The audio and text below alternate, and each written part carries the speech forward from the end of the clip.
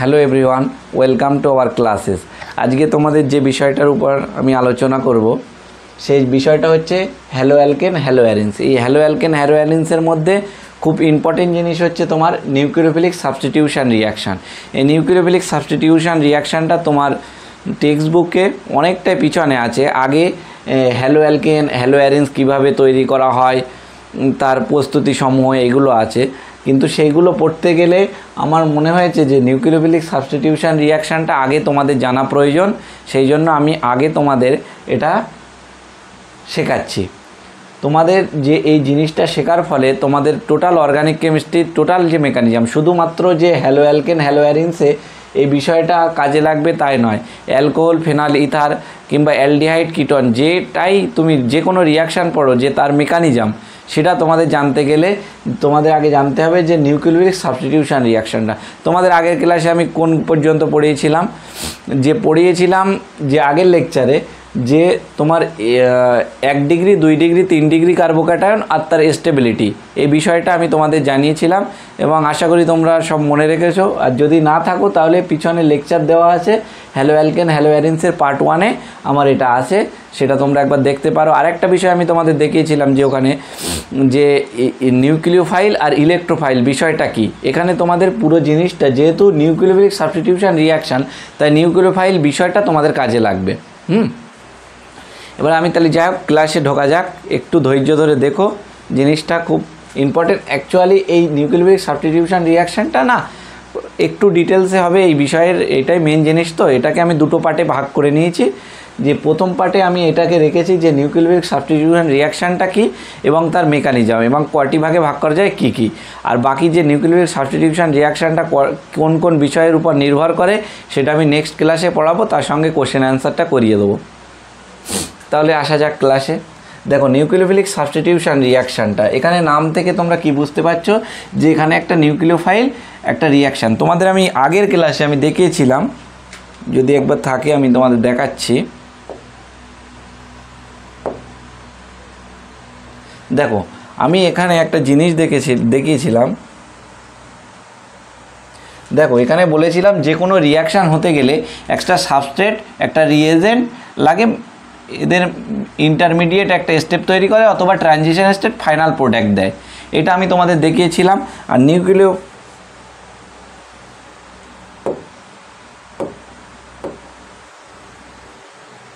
দেখো আরেকটা জিনিস দেখেছিলাম যে এই যে নিউক্লিওফাইল বিষয়টা কোনটার উপর নির্ভর করে। নিউক্লিওফাইল প্রসম নিউক্লিওফাইল আর নেগেটিভ চার্জওয়ালা নিউক্লিওফাইল, এই বিষয়টা আমি পড়িয়েছিলাম। সঙ্গে তোমাদের আরেকটা দেখিয়েছিলাম লাস্ট ক্লাসে, আমি দেখিয়েছিলাম যে 1 ডিগ্রি 2 ডিগ্রি 3 ডিগ্রি কার্বোক্যাটায়ন কীভাবে স্টেবল হয়। আমি তাহলে নেক্সট এর পর থেকে আমি শুরু করছি। দেখো নিউক্লিওফিলিক সাবস্টিটিউশন রিয়াকশান, এই নিউক্লিওফিলিক সাবস্টিটিউশন রিয়াকশান হতে গেলে আমি তোমাদের একটা এক্সাম্পলের সাহায্যে বোঝাচ্ছি যে আমি যে কোনো একটা অ্যালকিল হ্যালাইড লিখলাম RX, তার সঙ্গে একটা রিয়েজেন্ট দিলাম যেটা হচ্ছে KOH, তাহলে এ একটা ইন্টারমিডিয়েট তৈরি করছিল দুটো স্টেপে। একটা এখানে ইন্টারমিডিয়েট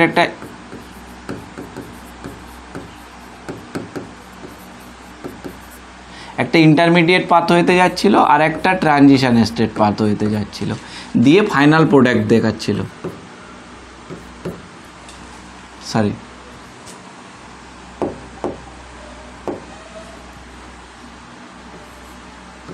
প্রোডাক্ট দেখাচ্ছিল।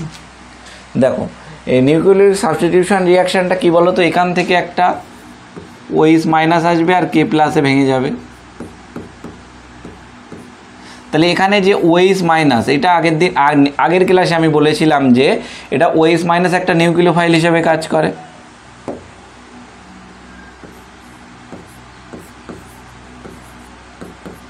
তাহলে নিউক্লিওফাইল হিসেবে কাজ করবে। এবার কি করবে বলো তো, এই রিয়াকশানটা কি হবে, এখানে মারবে, এটা বেরিয়ে যাবে। তাহলে কি তৈরি হচ্ছে দেখো,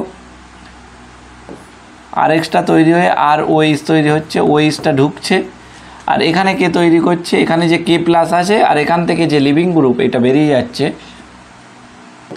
এটা আর এক্স তৈরি করছে।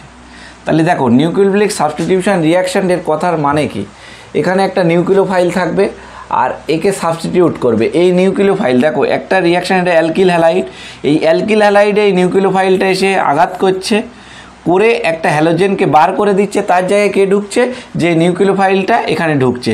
তাহলে বলা যায় যে সাবস্টিটিউট হয়েছে, এর জায়গায় ওএইচ এসে বসেছে, একে বলা হচ্ছে। তাই এই রিয়াকশানটাকে বলা হয় নিউক্লিওফিলিক সাবস্টিটিউশন রিয়াকশান। এই নিউক্লিওফিলিক সাবস্টিটিউশন রিয়াকশান আমি দুটো ভাগে ভাগ করতে পারি। একে বাংলায় বলা হয় নিউক্লিওফিলিক প্রতিস্থাপন বিক্রিয়া। আমি তাহলে সেটাকে আগে লিখি।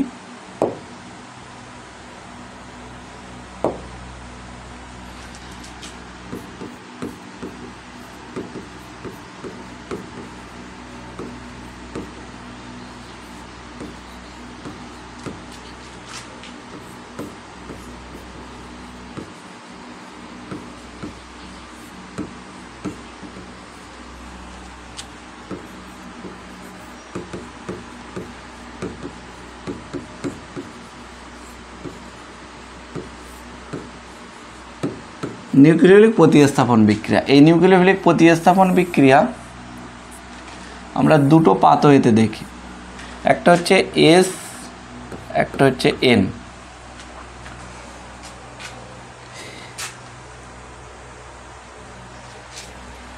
একটা SN1, একটা SN। দেখো এখানে এসটা প্রথমে বড় হাতের লেখা হলো আর এনটা সাবস্ক্রিপ্টে লেখা হলো।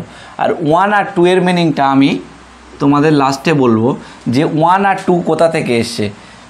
এই 1 আর 2টা তোমাদের আমি লাস্টে বোঝাবো।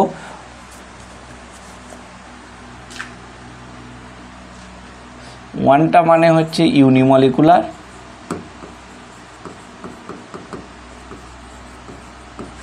আর 2টা হচ্ছে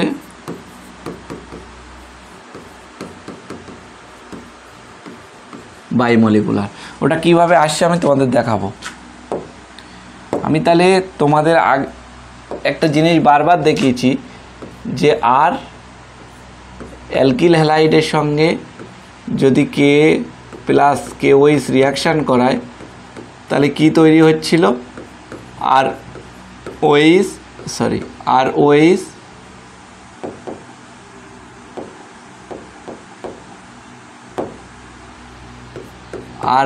প্লাস X মাইনাস। এই X মাইনাসকে বলা হয়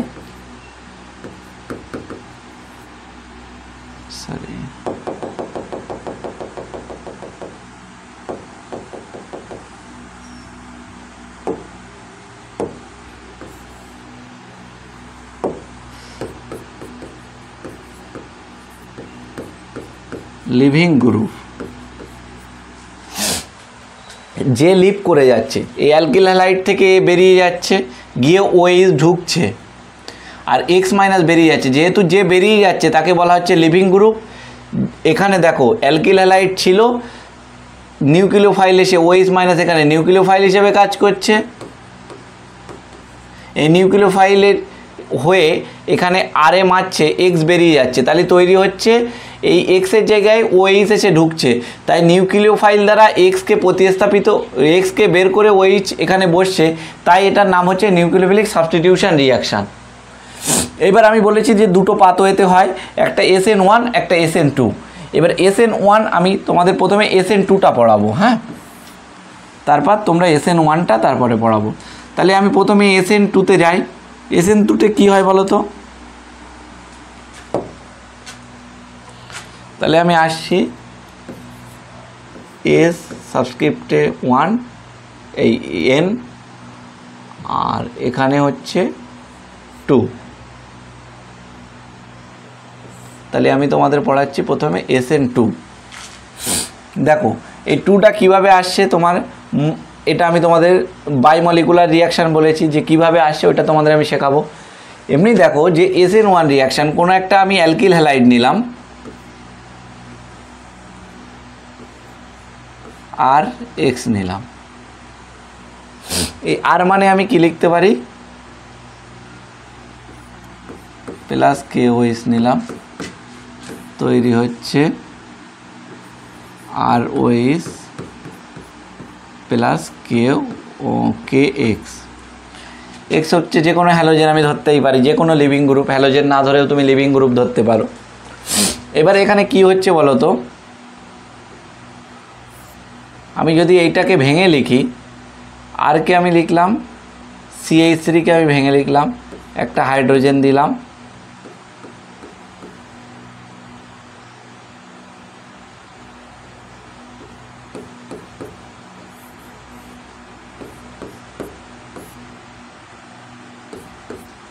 দেখো CH3Xকে আমরা এইভাবে লিখতে পারি। কেন বলো তো এটা এইভাবে আমি লিখেছি? কারণ এর স্ট্রাকচার কি, CH3কে আমরা যদি লিখি CH3X, একে যদি আমরা লিখি, এর হাইব্রিডাইজেশন আমি যদি বার করি, এর হাইব্রিডাইজেশন কী হবে বলো তো?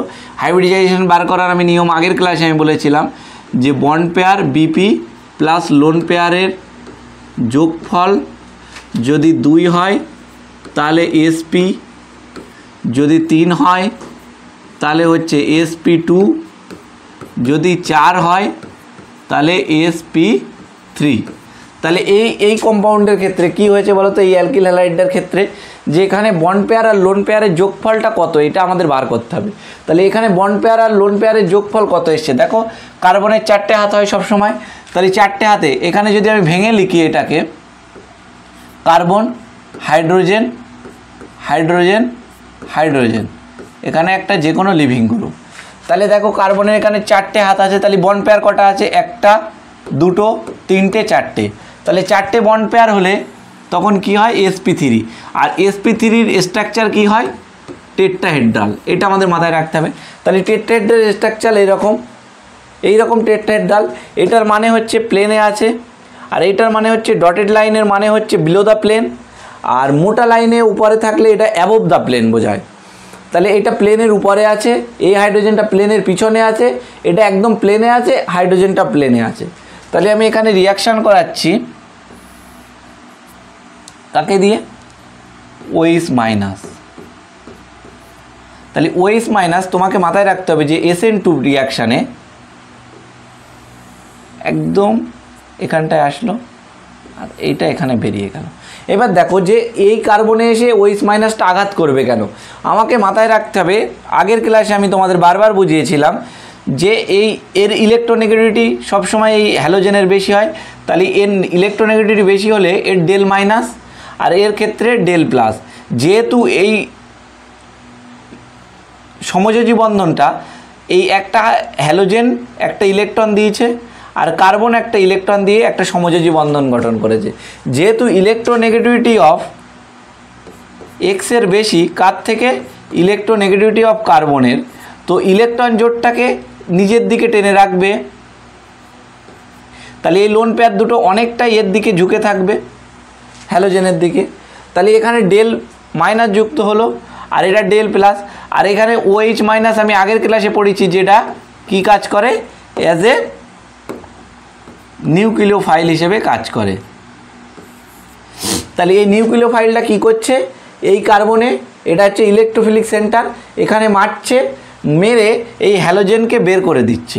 এ কিছুটা দুর্বল, এক্সটা কিছুটা দুর্বল, তখন এই হ্যালোজেনটা এসে এই নিউক্লিওফাইলটা এসে এই কার্বনে মারছে, আর এইটা এই যে নিউক্লিওফাইলটা, এটা এই যে হ্যালোজেনটা আছে বা লিভিং গ্রুপটা আছে তার থেকে 180 ডিগ্রি ব্যাক সাইড অ্যাটাক করবে। ব্যাক সাইড অ্যাটাকের মানে হচ্ছে এটা যেখানে থাকবে ঠিক তার অপোজিট সাইডে, অর্থাৎ 180 ডিগ্রি পিছনে এখান থেকে অ্যাটাক করবে।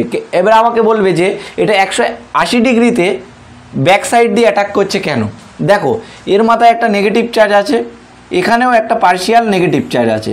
তাহলে এই নেগেটিভ আর নেগেটিভ চার্জটা যদি কিছুটা যে রিপালশান, নেগেটিভ চার্জকে রিপালশান করে, সেই রিপালশান চার্জটা সর্বনিম্ন হয় দেখো ব্যাক সাইড, মানে এই যে নেগেটিভ চার্জ আছে তার 180 ডিগ্রি পিছন দিয়ে যদি আসে OH মাইনাসটা যদি একদম এখান থেকে আসে, তাহলে আমার সবচেয়ে সুবিধা হয়, এখানে নেগেটিভ চার্জ রিপালশানটা একদম মিনিমাম হয়, সেই জন্য ব্যাক সাইড দিয়ে অ্যাটাক করছে। ব্যাক সাইড দিয়ে অ্যাটাক করালে আমার এখানে একটা ট্রানজিশন স্টেট তৈরি হবে। দেখো এক্স যত দুর্বল হবে OH মাইনাসটা তত ঢোকার চেষ্টা করবে, আর এক্স দুর্বল হলে নতুন কেউ আসতে গেলে কাউকে তো ছেড়ে চলে চলে যাবে তখনই, যে দুর্বল হবে, বন্ডটা যত দুর্বল হবে তখনই তো সে ছেড়ে যাবে। তাই নতুন নিউ কামার, এই নিউ থেকে নিউক্লিওফাইল এসছে, এই নিউ কামার আমি বলবো নিউ থেকে এখানে নিউক্লিওফাইল, এটা মাথায় রাখবে। এখানে মাথায় নিউক্লিওফাইল যখনই অ্যাটাক করবে, নতুন কেউ আসতে গেলে পুরানোকে তো উইক হতেই হবে। তাহলে পুরানো বন্ডটা উইক, তাহলে এখানে আমি একটা ট্রানজিশন স্টেট তৈরি হয়, সেই ট্রানজিশন স্টেটটা আমি তোমাদের দেখাচ্ছি। কার্বন আমি লিখলাম। এইবার যে তোমার এই হাইড্রোজেনটাকে আমি এখানে দিলাম, এখানটায় ওএইচ ঢুকছে, তাহলে আমি লিখলাম ওএইচটা যখন ঢুকছে এটা ডটেড লাইনে লিখলাম। কেন সেটা আমি তোমাদের বোঝাচ্ছি। আর যে হ্যালোজেন যে বেরিয়ে যাবে মানে ছেড়ে যাবে লিভিং গ্রুপ, সেই লিভিং গ্রুপকেও আমি ডটেড লাইনে লিখলাম। আর এখানে এক্স ছিল,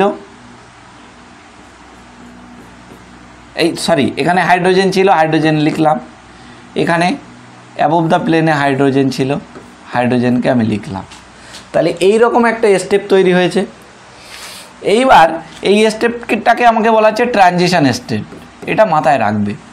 ট্রানজিশন স্টেট বলতে এমন একটা অবস্থাকে বোঝায় যেখানে যে নিউকামার নিউক্লিওফাইলটা এসে ঢুকছে আর এখান থেকে যে লিভিং গ্রুপটা বেরিয়ে যাচ্ছে, তার ঠিক একটা মাঝামাঝি নতুন কেউ এসে জুড়বে আর এক্স বেরিয়ে যাবে, এর একটা মাঝামাঝি স্টেপ।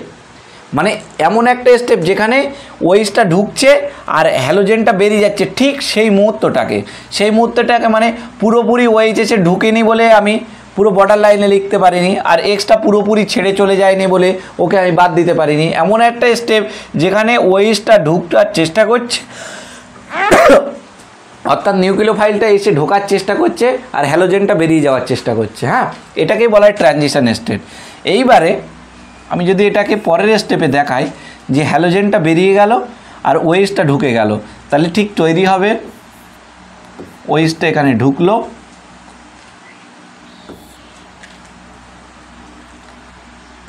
কার্বনটাকে আমি লিখছি, এই কার্বনটাকে। এইবারে আমি এখানে লিখব এই হাইড্রোজেনটাকে, আমি লিখব এই হাইড্রোজেনটাকে,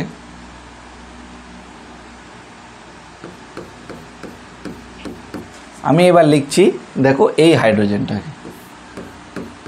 দেখো কার্বন একই থেকে গেছে, এখানে যে কার্বন ছিল এখানে সেই কার্বন, এটা এখানে যে তিনটে হাইড্রোজেন ছিল এখানে সেই তিনটে একই রকম হাইড্রোজেন। তাহলে চেঞ্জ হয়েছে কে? এই যে হ্যালোজেনটা বেরিয়ে গেল এটাকে বলা হচ্ছে living group,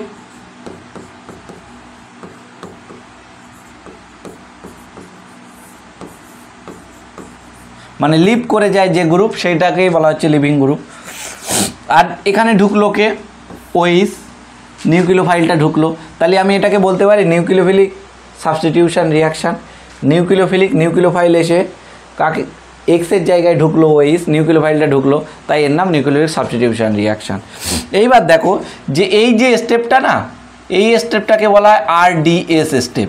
RDS chemical kinetics যদি পড়ে থাকো, তোমাদের এই সেমে আছে কেমিক্যাল কাইনেটিক্স, এখন আমি পড়াইনি, পড়ালে আমি তোমাদের ডিটেলসে এই জিনিসটা বুঝতে পারবে যে এই কেমিক্যাল কাইনেটিক্স যাদের পড়া হয়ে গেছে তারা জিনিসটা বুঝতে পারবে যে রিয়াকশান, যে একটা রিয়াকশান সম্পূর্ণ হতে গেলে তো কয়েকটা স্টেপ লাগে, এক ধাপে তো সব রিয়াকশান সম্ভব হয় না।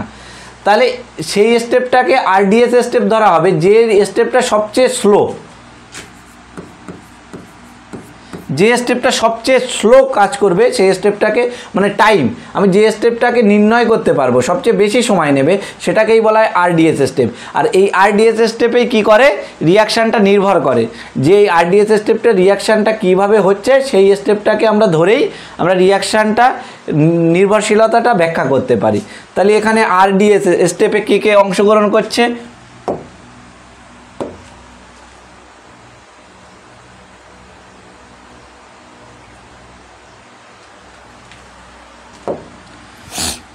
আরডিএস স্টেপে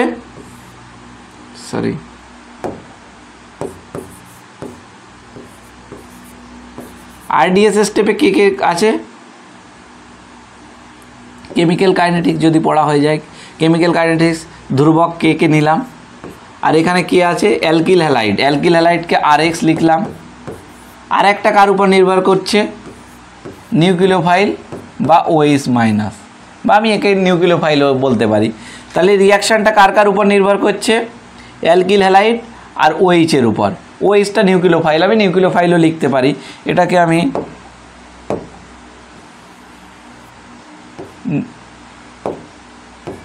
নিউক্লিওফাইলও বলতে পারি। তাহলে রিয়াকশানটা RDS স্টেপে কে কে নির্ভর, RDF স্টেপে কে কে উপস্থিত থাকছে নিউক্লিওফাইলটা, তাহলে আমি লিখলাম নিউক্লিওফাইল। আর একটাকে অ্যালকিল হ্যালাইড, তাহলে অ্যালকিল হ্যালাইডটাই লিখলাম।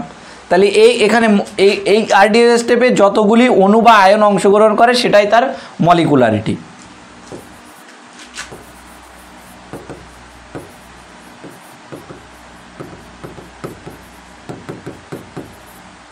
তাহলে এখানে কটা আয়ন বা অণু উপস্থিত আছে দুইটো, তাই এর মলিকুলারিটি কত বলা যায় দেখো একটাই একটা মলিকুলারিটি 2। সেই 2টা থেকে আমার মলিকুলারিটি 2 থেকে বাই মলিকুলার রিয়াকশান এসছে দেখো 2, এই 2টা তাহলে নির্ভর করছে এই বিষয়টার উপর।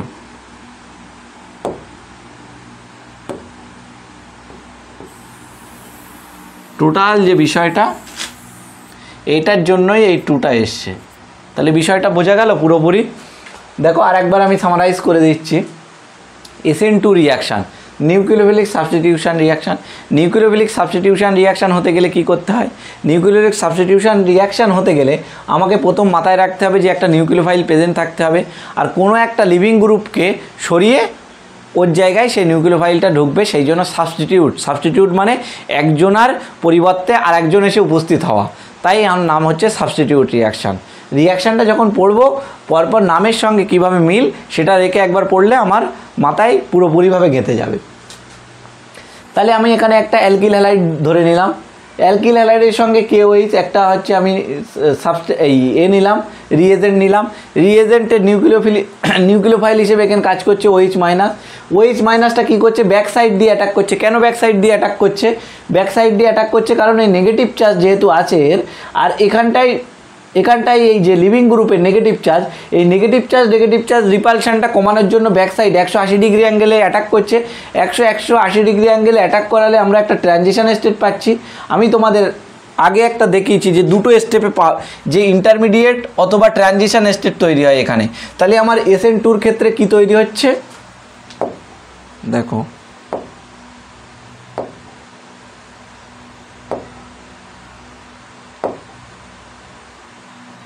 দেখো এখানটায় একটু লক্ষ্য করলে বুঝতে পারবে যে এখানে আমি দুটো কথা লিখেছিলাম, একটা হচ্ছে ট্রানজিশন স্টেট তৈরি হয়, একটা হচ্ছে ইন্টারমিডিয়েট। তাহলে দেখো এই যে SN2 রিয়াকশন আমি যখন করাচ্ছি এখন করলে তখন দেখছে যে এখানটায় যে তৈরি হচ্ছে সেটা কি তৈরি হচ্ছে ট্রানজিশন স্টেট। তাহলে বোঝা গেল।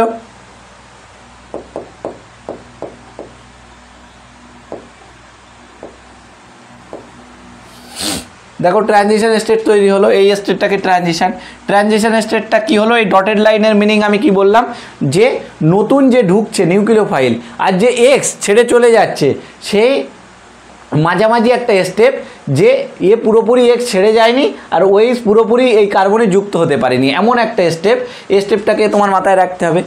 আর যে এখানে OH এবার পরের স্টেপে কি হয়েছে যে এক্সটা একদম পুরোপুরি গুছিয়ে নিয়ে নেগেটিভ চার্জ নিয়ে এখানে যে তৈরি হচ্ছে তাহলে X মাইনাস X ওর সব কিছু গুছিয়ে নিয়ে বেরিয়ে গেল, OH মাইনাস তখন সম্পূর্ণরূপে ঢুকে গেল। আর যে এইবার দেখো এখানে যে তৈরি হলো এই কার্বনটা কি কার্বন ছিল বলো তো, আমি এখানে প্রথমেই বার করলাম যে sp3 কার্বন ছিল। আর যে তৈরি হচ্ছে দেখো এখানে কটা বন্ড পেয়ার আছে, একটা দুটো তিনটে চারটে, তাহলে এটাও তৈরি হচ্ছে sp3, এটাও টেট্রাডাল ছিল, এটাও টেট্রাডাল। যে আমার ট্রানজিশন স্টেটটা তৈরি হলো এই ট্রানজিশন স্টেটটার হাইব্রিডাইজেশন কী হবে বলো তো, সংকরায়ন অবস্থা। একটু ভাবো, দেখো সংকরায়ন অবস্থায় পুরোপুরি বন্ড পেয়ারগুলো পার্টিসিপেট করে আর লোন পেয়ার। তাহলে এখানে পিওর বন্ড পেয়ার কটা আছে, একটা দুটো তিনটে, এই দুটোকে আমি ধরবো না কারণ এই দুটো পুরোপুরি বন্ড পেয়ার হিসেবে এখানে কাজ করছে না, একটা ঢুকছে একটা বেরিয়ে যাচ্ছে মাঝামাঝি অবস্থা। তাই এইটাকে আমার মাথায় রাখতে হবে যে এই যে ট্রানজিশন স্টেট তৈরি হয় ট্রানজিশন স্টেটের হাইব্রিডাইজেশন sp2, একটা দুটো তিনটে থাকলে কি হয় বন্ড পেয়ার sp2। তাহলে আমার যদি SN1 রিয়াকশানে আমার কোশ্চেন আসে যে ট্রানজিশন স্টেট যে তৈরি হয় সেটার হাইব্রিডাইজেশন কি, তাহলে তুমি ভুল করে জানো sp3 করবে না, এটা একদম মাথায় রাখবে যে sp2। এবার পরের কেস আসছে যে প্রথম স্টেপে যখন নিউক্লিওফাইলটা কার্বনে অ্যাটাক করে যখন হ্যালোজেনটা বেরিয়ে যাচ্ছে, সেই স্টেপটা কি, সেই স্টেপটা হচ্ছে RDS স্টেপ।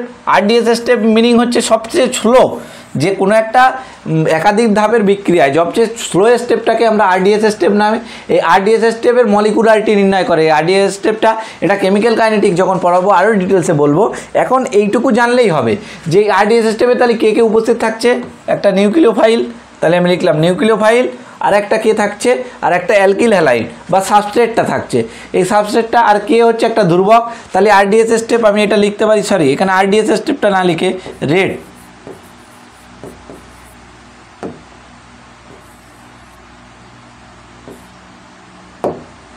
রেড লেখাই সবচেয়ে ভালো হবে। তাহলে রেডটা কার কার উপর নির্ভর করছে, অ্যালকিল হ্যালাইড আর নিউক্লিও, তাই এর মলিকুলারিটি হয়ে গেল 2। তাহলে একদম মাথায় থাকবে। ঠিক একই রকমভাবে আমি SN1 আসবো, সাবস্ক্রিপ্ট এটা মাথায় রাখবে 1।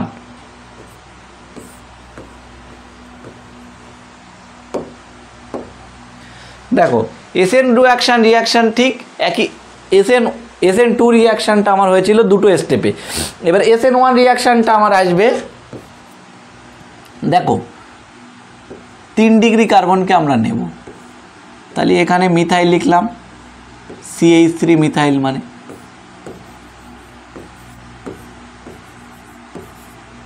একটা হ্যালোজেন নিলাম, এখানে একই রকমভাবে KOH দিলাম, কি তৈরি করবে, একই রকম রিয়াকশান CH3 বা Me, একই ব্যাপার। আমি CH3 একবার দেখাচ্ছি, Me একবার অভ্যস্ত করাচ্ছি, এরপরে আমি সব জায়গায় Me লিখব। Me মানে মিথাইল,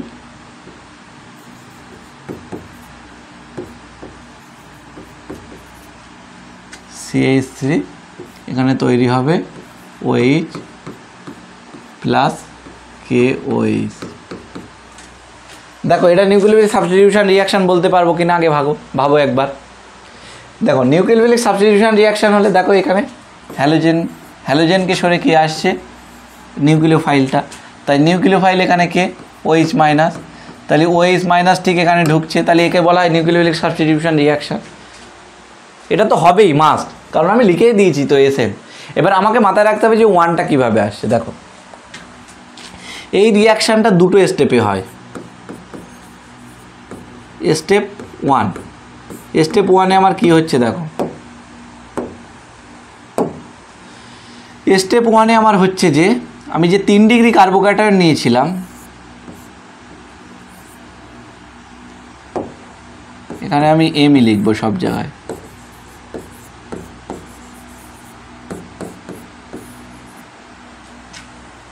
এখানটায় ফার্স্ট স্টেপে কী হবে বলো তো, এই যে হ্যালোজেনটা বেরিয়ে যাবে বা লিভিং গ্রুপটা বেরিয়ে যাবে। লিভিং গ্রুপটা বেরিয়ে গেলে কি তৈরি হবে বলো তো, আগের ক্লাসে আমি পড়িয়েছিলাম Me এখানটা একটা কার্বোক্যাটায়ন তৈরি হবে।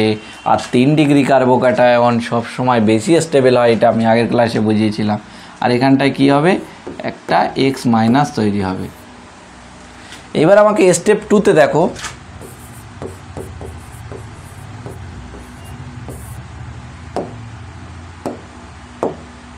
স্টেপ 2তে কি হচ্ছে যে এই কার্বোক্যাটায়নটা তৈরি হচ্ছে।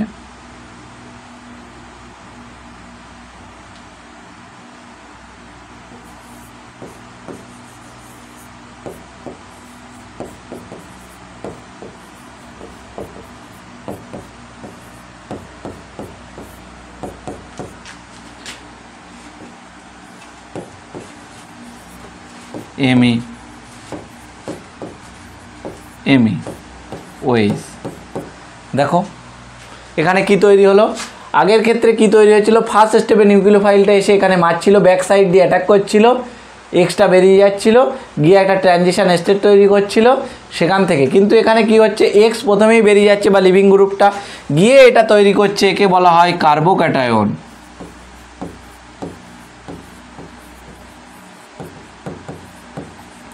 আমি ঠিক আগে একবার বলেছি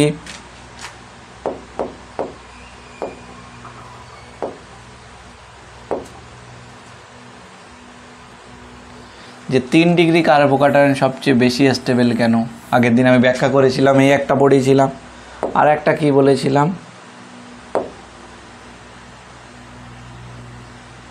হ্যাঁ এখানটায় দেখো SN2 ক্ষেত্রে কি তৈরি হয়েছিল, ট্রানজিশন স্টেট তৈরি হয়েছিল। এবার আমি যখন SN1 পড়ছি যে ইন্টারমিডিয়েট, ওই যে কার্বোক্যাটায়নটা তৈরি হচ্ছে না, এই সেই ইন্টারমিডিয়েট। তাহলে এই ফাঁকা জায়গায় যে দুটো জিনিস তৈরি হয়, একটা ট্রানজিশন স্টেট, একটা ইন্টারমিডিয়েট, তারপরে তো ফাইনাল প্রোডাক্টটা তোমার দিচ্ছে।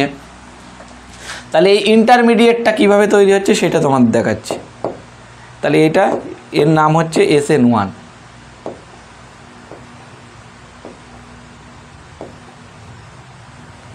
দেখো যে এই কার্বোক্যাটায়ন না, এই কার্বোক্যাটায়নটাই হচ্ছে নাম হচ্ছে ইন্টারমিডিয়েট।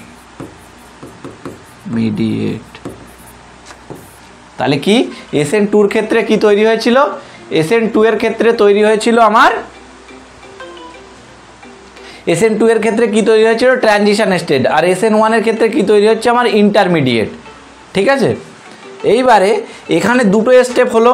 একটা স্টেপ আমি দেখালাম যে এইটা এখানে দুটো স্টেপ তৈরি হলো। প্রথম স্টেপে কি কার্বোক্যাটায়ন তৈরি হলো, আর দ্বিতীয় স্টেপে আমার কে হলো দ্বিতীয় স্টেপে OH মাইনাস এই কার্বোক্যাটায়নে যুক্ত হলো। সরি এখানে লেখা হয়নি যে এই কার্বোক্যাটায়ন তৈরি হচ্ছে, এই কার্বোক্যাটায়নে OH মাইনাসটা আমার ঢুকছে।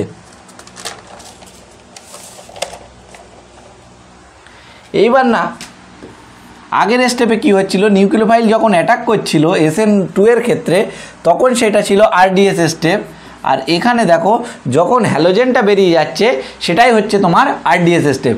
RDS স্টেপ তাহলে এখানে RDS স্টেপ কত, তাহলে রেটটা এখানে কার উপর নির্ভর করবে, আমি কি বলেছি RDS স্টেপ বা স্লো স্টেপ। এখানে ফার্স্ট স্টেপে তাহলে এখানে কে উপস্থিত আছে, কটা সাবস্ট্রেট, একটাই জিনিস উপস্থিত, অণু, যতগুলি অণু বা আয়ন উপস্থিত থাকবে এখানে কটা আছে বা মলিকুল, এখানে একজনই উপস্থিত আছে। তাহলে রেটটা আমি লিখতে পারি আগের মতো,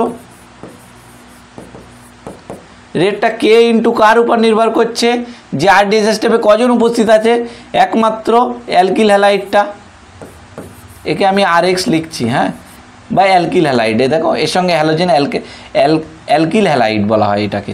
তাহলে এটা 3 ডিগ্রি অ্যালকিল হ্যালাইড, তাহলে এটার উপরেই শুধু নির্ভর করছে, তাই এর মলিকুলারিটি বলা হয় 1, তাই সেইটা থেকে নাম এসছে এই।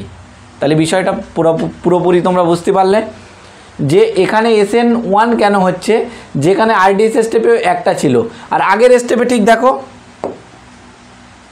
আগের ক্ষেত্রে কি ছিল, এই RDS স্টেপে কে ছিল, নিউক্লিওফাইলটা না, আর এখান দিয়ে অ্যাটাক করছিল, দুজন উপস্থিত ছিল, তাই এর মলিকুলারিটি হলো 2।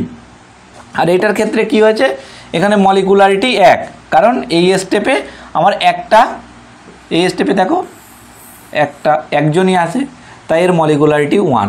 তাহলে আমার দুটো SN1 আর SN2 এর ক্ষেত্রে বিষয়টা বোঝা গেল যে SN1 আর SN2 এর এই মেকানিজমটা সবসময় মাথায় রাখতে হবে, যে এটা কার্বোক্যাটায়ন পাথওয়েতে যায় SN1, আর SN2টা কি পাথওয়েতে যায়, ব্যাক সাইড অ্যাটাক হয়, এই ব্যাক সাইড অ্যাটাক হয়, এটা আমাকে মাথায় রাখতে হবে, যেটা 180 ডিগ্রি অ্যাটাক হয়।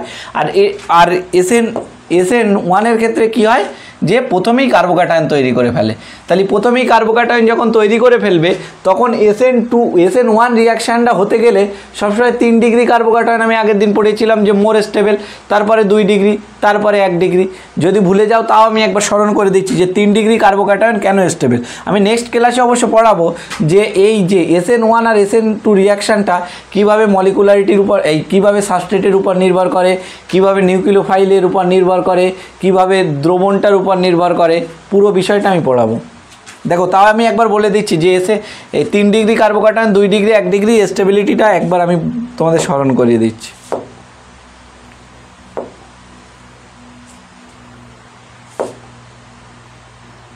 দেখো আমি বলেছিলাম যে এই 3 ডিগ্রি এটা আমি লিখলাম, 2 ডিগ্রি, 1 ডিগ্রি, এখান থেকে যদি হ্যালোজেন বেরিয়ে যায় তাহলে তৈরি হবে 2 ডিগ্রি। 3 ডিগ্রি কেন বলেছিলাম, যে ফাংশনাল গ্রুপের সঙ্গে যে কার্বন থাকে তার সঙ্গে যে তার সঙ্গে ডাইরেক্ট অ্যাটাচ যে কটা কার্বন থাকবে সেটাই তার ডিগ্রি। তাহলে এর সঙ্গে কটা ডাইরেক্ট অ্যাটাচ আছে, 1, 2, 3টে, তাহলে এটা 3 ডিগ্রি, এর সঙ্গে ডাইরেক্ট অ্যাটাচ আছে দুটো তাহলে 2 ডিগ্রি, এর সঙ্গে একটা কার্বন ডাইরেক্ট অ্যাটাচ আছে, তাই 1 ডিগ্রি।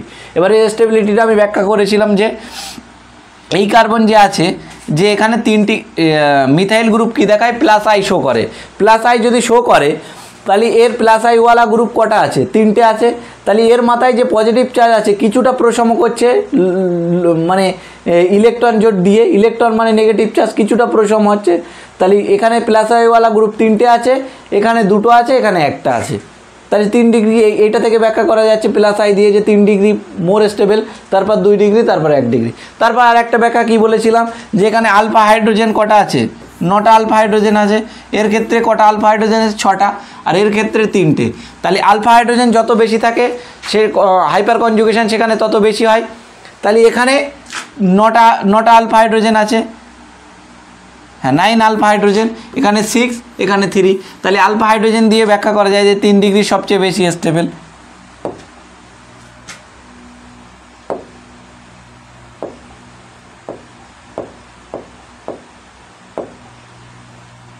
দেখো তাহলে বিষয়টা বোঝা গেল SN1 আর SN2 এর মধ্যে পার্থক্যটা।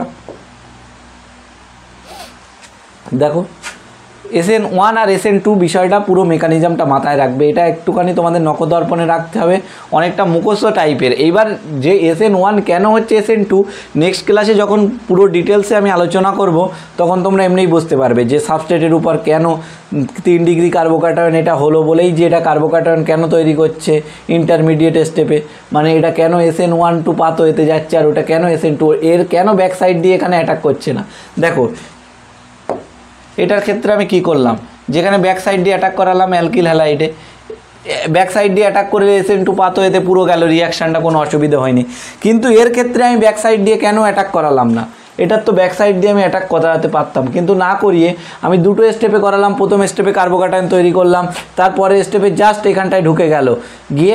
আর একটা জিনিস আমি মাথায় রাখবে যে এখানে যে প্রোডাক্টটা পাওয়া গেল না SN1 রিয়াকশানে, সেটা দেখো যেখানে OH ঢুকলো না, যেখান থেকে হ্যালোজেন বেরিয়েছিল, হ্যালোজেন এই দিক থেকে বেরিয়েছিল, সেই জায়গায় জাস্ট OHটা বসে গেল, এই তাই এটাকে বলা হয় রিটেনশান, রিটেন করেছে। দেখো যে জায়গায় যে জায়গা থেকে X বেরিয়েছিল সেই জায়গায় OH ঢুকেছে, তাহলে সেই জায়গায় রিটেন করেছে OH, তাই এটাকে বলা হয় রিটেনশান, মানে একই স্টেপে পেয়েছে। আর ঠিক আগের স্টেপটায় আমি যদি দেখি, দেখো এখান থেকে বেরিয়েছে কিন্তু ঠিক তার উল্টো দিকে ঢুকেছে। যদি ছাতার এই মাথা এদিকে ছিল, যেন ঝড় হলো ছাতার মাথাটা এইদিকে বেঁকে গেল, ঠিক OHটা দেখো এখানটায় হ্যালোজেনটা বেরিয়ে গেল, এক্সটা বেরিয়ে গেল এই দিক থেকে, কিন্তু OHটা ঢুকলো তার উল্টো দিক দিয়ে, তাহলে এটাকে বলা হয় ইনভার্সান। ইনভার্সান মানে ঠিক উল্টো দিকে OHটা ঢুকেছে, তাহলে এর মেকানিজম যে প্রোডাক্ট ফাইনাল প্রোডাক্ট পাওয়া যাচ্ছে সেটা ইনভার্সান। আর SN1 এর ক্ষেত্রে কি পাওয়া যায়, এটা একটুখানি MCQতে দেয় অনেক সময়, যেটা রিটেন করেছে, তাই এটাকে রিটেন অফ কনফিগারেশন বলা হয়, রিটেন অফ কনফিগারেশন। আর ওইটার ক্ষেত্রে ফাইনাল প্রোডাক্টে ইনভার্সান দেখা যায়। তাহলে টোটাল SN1 আর SN2 বিষয়টা তোমরা মাথায় রেখো। পরের ক্লাসে আমি তোমাদের আলোচনা করব যে SN1 আর SN2 রিয়াকশানটা সাবস্ট্রেটের উপর কীভাবে নির্ভর করে, তারপর দ্রবণের উপর কিভাবে নির্ভর করে, নিউক্লিওফাইলের উপর কিভাবে নির্ভর করে। এই ক্লাসটা ভালো করে একটু মনোযোগ সহকারে একবার লেকচারটা দেখে খাতায় একবার টুকে নেবে। নেক্সট ক্লাসে আমরা বোঝালে টোটাল নিউক্লিওফিলিক সাবস্টিটিউশন রিয়াকশানটা হয়ে গেলে এই চ্যাপ্টার অধিকাংশ জিনিসটাই হয়ে গেল, বাকিটা এবার তোমার একটু রিয়াকশানের সঙ্গে সঙ্গে একটু মাথায় রাখলে হয়ে যাবে। এই পর্যন্তই থাক, নেক্সট ক্লাসে আবার দেখা হবে। Thank you.